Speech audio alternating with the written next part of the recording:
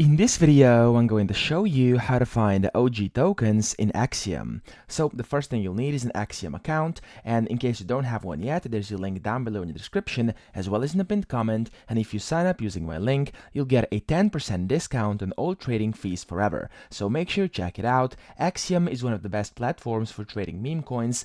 It's packed with a lot of premium features that are completely for free on here, such as the wallet tracker, Twitter tracker, an insane P&L tracker. You have a great reward system, you can trade perpetuals, etc. Okay, so it's great, you will not regret it.